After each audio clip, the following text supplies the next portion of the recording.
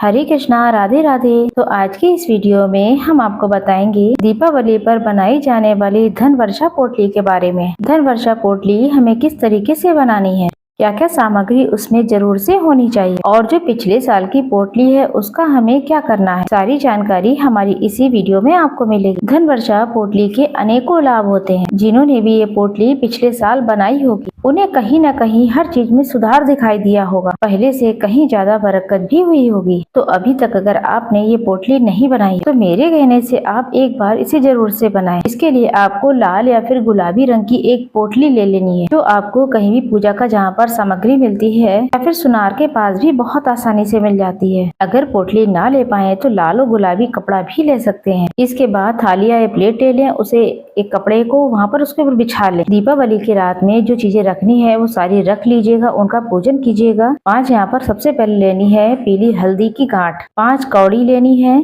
आप संख्या ज्यादा कम भी कर सकते हैं और इतना ना हो पाए तो आप कम भी ले सकते हैं। 5 कमल गट्टे रख ले और 5 कम से कम गोमती चक्रों और 5 लेनी है हरी इलायची और 5 सुपारी ले लें जो कि पूजा में यूज होती है। साथ ही साथ इसमें एक चांदी का सिक्का रखें और इसमें कुछ दक्षिणा भी रखनी है और इसमें कुछ पीली सरसों रखनी है। पीली सरसों बहुत ही प्रभावशाली होती है, इससे आपकी तिजोरी के आसपास भी निगेटिविटी नहीं आती है, इससे बहुत ही पॉजिटिव प्रभाव पड़ता है। थोड़ी सी आप इसे जरूर से रखें। इसे और भी ज्यादा शक्तिशाली बनाने के लिए माता लक्ष्मी के चरण, दक्षिणावर्ती शंख छोटा सा, चांदी के लक्ष्मी गणेश ले सकते हैं। फिर इतनी चीजें तो रखनी है, बाकी और भी कुछ रखना चाहें तो वो भी रख सकते हैं। साथ ही साथ दालचीनी और कपूर भी रख दें। इसके साथ धनतेरस के दिन आप जो धनिया लेकर आए हैं माता लक्ष्मी की पूजा में आपने रखा होगा, उसमें से थोड़ी सी धनिया इसमें रख दें। अगर आपके पास चांदी का सिक्का नहीं है तो आप बिल्कुल भी परेशान ना हो, इसमें 10 या फिर 20 रुपए का जो सिक्का आता है वो इसमें रख दे, वो बहुत अच्छा होता है। और कैश की बात करें तो कैश जो रखना है दक्षिणा आप थोड़ी भी रख सकते हैं, ज्यादा भी रख सकते हैं। अब जानेंगे जो हमने पिछले साल पोटली बनाई थी उसका क्या करना है। उसमें जो हल्दी रखी है, धनिया रखा है,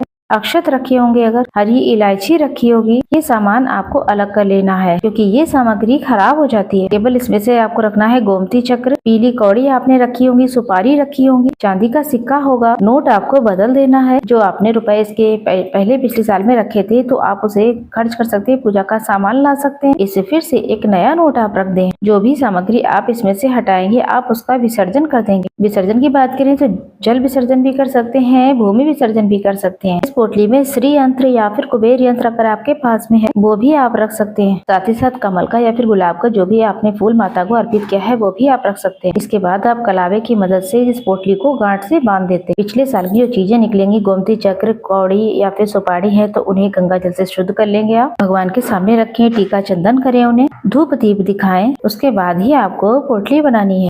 पोटली बनाने से पहले आपको कोई भी जो महालक्ष्मी जी का मंत्र आता हो एक माला जाप करें, अपनी पोटली को अभिमंत्रित कर लें। इसके बाद आप इसे अपने धन रखने के स्थान पर रखें। पूरे साल आपको ये पोटली खोलनी नहीं है। और हाँ, साल भर में कोई भी लक्ष्मी पूजा जब आप करते हैं, पूर्णिमा है, अमावस्या है या फिर कोई और शुक्रवार का व्रत करते हैं, कोई भी लक्ष्मी की पूजा करते हैं तो आप अपनी तिजोरी में पूजा जरूर करें। इस पोटली के ऊपर इत्र छिड़के, धूप दीप दिखाएं इस पोटली को। ये साक्षात माता लक्ष्मी है ऐसा मान लीजिए। इनका पूजन अच्छी तरीके से करें। ये पूरे साल आपको पोटली खोलनी नहीं है, अगले साल दीपावली पर ही खोलेंगे इसे। दिवाली पूजन से पहले ही आप इस पोटली को खोलें। जो सामग्री विसर्जन की है वो विसर्जन कर देंगे। बाकी की चीजें जो है गंगा जल से पवित्र करके धो करके आप अपनी पोटली में दोबारा से रख सकते हैं। जी फ्रेंड्स, ये बहुत ही प्रभावशाली पोटली होती है। जिन लोगों ने ये पोटली बनाकर रखी होगी उन्हें इनके फायदे पता है। अगर आपने अब तक ये पोटली नहीं बनाई तो इस साल ये पोटली जरूर से बनाएं। और आप एक से ज्यादा भी पोटली बना सकते हैं। अगर आपकी दुकान है, व्यापार है तो घर पर भी रखें, दुकान पर भी रखें। उम्मीद करती हूँ आज की वीडियो में मैंने आपको जो जानकारी दी है उम्मीद करती हूँ अच्छी लगी।